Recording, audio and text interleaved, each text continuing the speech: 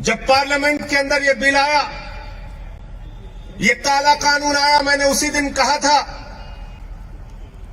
ये कानून किसानों के हित में नहीं है, बल्कि ये कानून हिंदुस्तान के करोड़ों किसानों के डेथ वारंट पे मोदी सरकार ने साइन किया है।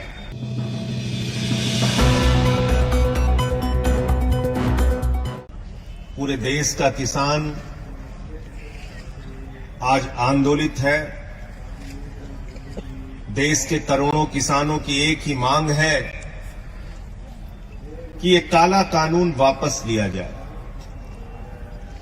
और अपनी इस मांग को लेकर पंजाब में, हरियाणा में, उत्तर प्रदेश में, राजस्थान में, कर्नाटक में, केरल में, तमिलनाडु में, बिहार में, पूरे हिंदुस्तान के अंदर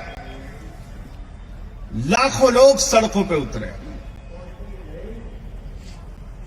और पिछले कुछ महीनों से पंजाब और हरियाणा में तो सारा काम छोड़कर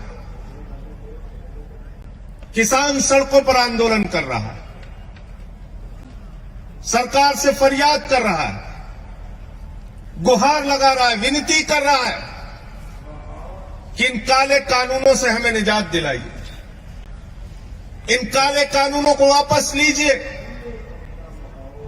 लेकिन ऐसी क्या जिद है, ऐसी कौन सी मजबूरी है जिसकी वजह से मोदी जी की सरकार ये काला कानून वापस नहीं ले पा रही? और वो मजबूरी मैं आपको बताना चाहता हूं। जब पार्लियामेंट के अंदर ये बिल आया, ये काला कानून आया, मैंने उसी दिन कहा था ये कानून किसानों के हित में नहीं है, बल्कि ये कानून हिंदुस्तान के करोड़ों किसानों के डेथ वारंट पे मोदी सरकार ने साइन किया है, और इसलिए हम इसका विरोध करते हैं। और हमने पार्लियामेंट के अंदर माइक तोड़ा था, मुझे निलंबित कर दिया गया। पूरी की पूरी भारतीय जनता पार्टी ऊपर से लेकर नीचे तक रो रही थी, संजय सिंह ने तो माइक तोड़ दिया, संजय सिंह ने तो माइक तोड़ दिया। अरे आज तो तुम किसानों की हड्डियां तोड़ रहे हो। मुझे निलंबित किया गया तो तुम्हारी सरकार को भी निलंबित किया जाना चाहिए।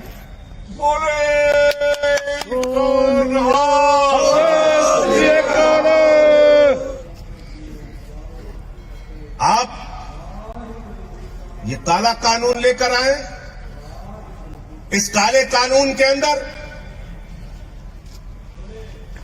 एमएसपी की गारंटी का एक शब्द नहीं। मैंने पूछा इसमें एमएसपी की गारंटी कहां है?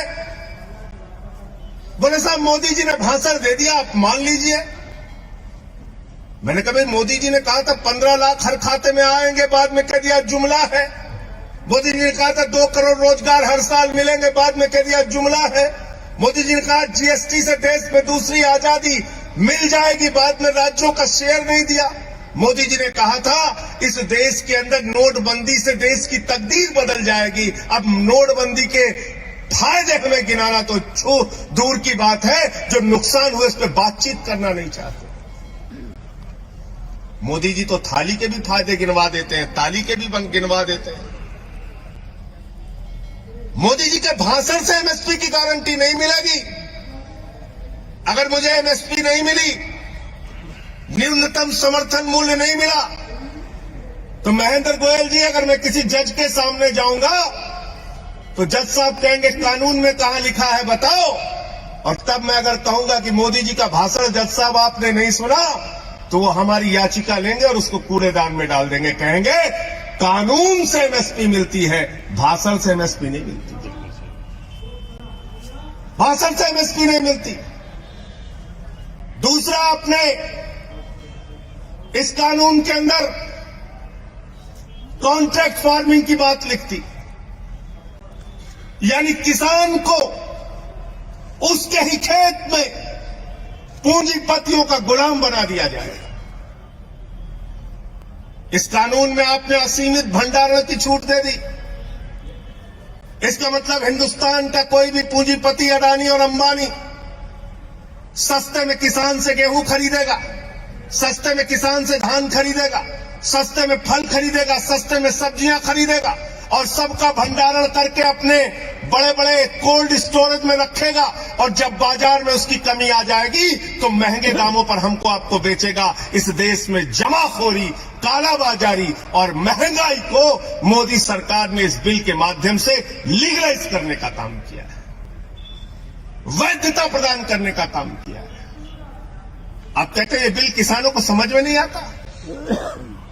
मोदी जी भाषण देके समझा रहे हैं, उनके मंत्री भाषण देके समझा रहे हैं, कहते बिल समझ में नहीं आया, बिल समझ में नहीं आया।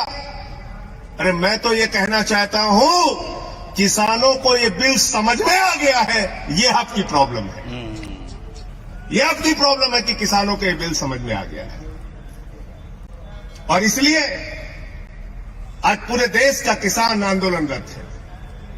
मुझे पीड़ा होती है, तकलीफ होती है मुझे जब आप उन अन्नदाताओं को आतंकवादी कहते हैं, शहीद आजम भगत सिंह के वंशजों को आतंकवादी कहते हैं, शहीद उधम सिंह के वंशजों को आतंकवादी कहते हैं, शहीद लाला लाजपत राय के वंशजों को आतंकवादी कहते हैं, शहीद करतार सिंह सराफा के वंशजों को आतंकवादी कहते हैं। जलियांवाला बाग कांड में जिन लोगों ने अपनी शहादत दी उनके वंशजों को जो लोग आतंकवादी कहते हैं, उनको इस देश की सत्ता पर 1 मिनट भी रहने का अधिकार नहीं, मैं कहना चाहता हूं। और इसलिए साथियों और दोस्तों, कल तो मोदी जी के सामने हम लोगों ने विरोध किया, हमारे साथी सांसद पंजाब के भगवंत मान जी ने जमकर विरोध किया और उनके बहरे कानों में आपकी आवाज पहुंचाने की कोशिश मैंने की। सदन चल रहा था तब भी की, सदन नहीं चल रहा है, सत्र नहीं बुलाया जा रहा है तब भी की और आगे भी करता रहूंगा, लड़ता रहूंगा आपके लिए, आपकी आवाज को उठाता रहूंगा, क्योंकि हमारे नेता अरविंद केजरीवाल जी ने साफ तौर पे कहा है आम आदमी पार्टी का एक एक कार्यकर्ता सड़क से लेकर संसद तक किसानों के मुद्दे पर उनके साथ रहेगा। लाठियां भी खानी हो, जेल भी जाना हो, आपकी सेवा भी करनी हो, एक कार्यकर्ता बनके, एक सेवादार बनके आपके साथ मजबूती से खड़ा रहेगा। और इसलिए मैं आप लोगों से निवेदन करने के लिए आया हूं, विनती करने के लिए आया हूं। बल्ली साहब यहां बैठे बहुत सारे संघर्षों में जेल भी जा चुके हैं, लाठियां भी खाई हैं इन्होंने गरीबों के लिए, मजदूरों के लिए। महेंद्र गोयल जी हमारे विधायक जी हैं, कई दिनों से लगातार यहां पे सक्रिय हमारे कार्यकर्ता हैं साहब। मैं आप लोगों से एक ही बात कहना चाहता हूं, आपके आंदोलन से पहली बार हिंदुस्तान की सरकार डरी हुई है, खलबलाई हुई है और इनको एक ना एक दिन, अब ज्यादा समय दूर नहीं है, मजबूर होना पड़ेगा, मजबूर होना पड़ेगा आपकी मांगों को पूरा करने के लिए। इस पूरे सप्ताह हम छोटे साहबजादों को नमन करके उनके सामने अपना उनके बलिदान को याद करते हैं, क्योंकि वो जो कौम है, सिख कौम, इसका इतिहास हिंदुस्तान की आजादी के आंदोलन से लेकर और उससे पहले हमारे गुरुओं की जो शिक्षा है वो बलिदान और त्याग की शिक्षा है, सेवा की शिक्षा है।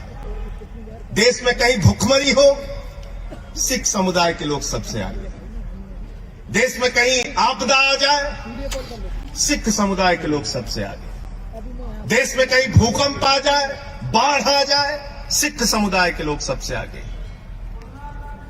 तो इस कौम को, अपने गुरुओं को नमन करते हुए, छोटे साहबजादों के त्याग और बलिदान को याद करते हुए, उसके सामने सर झुकाते हुए हम सब ये संकल्प लेते हैं कि इस लड़ाई को हम लड़ेंगे और जीतेंगे। बहुत बहुत धन्यवाद और आभार, आपने मुझे यहां बुलाया और अपनी बात कहने का मौका दिया। धन्यवाद।